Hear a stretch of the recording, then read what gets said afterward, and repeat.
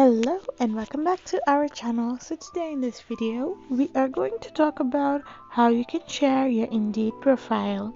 So without wasting much of our time, let's get straight into the video.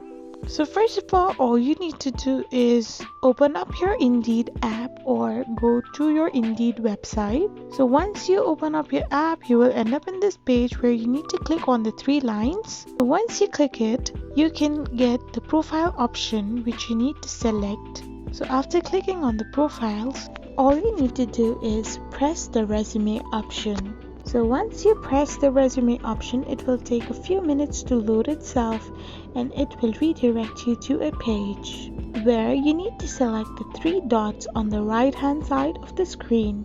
So once you press it open, you can get an option of share a link to my Indeed resume.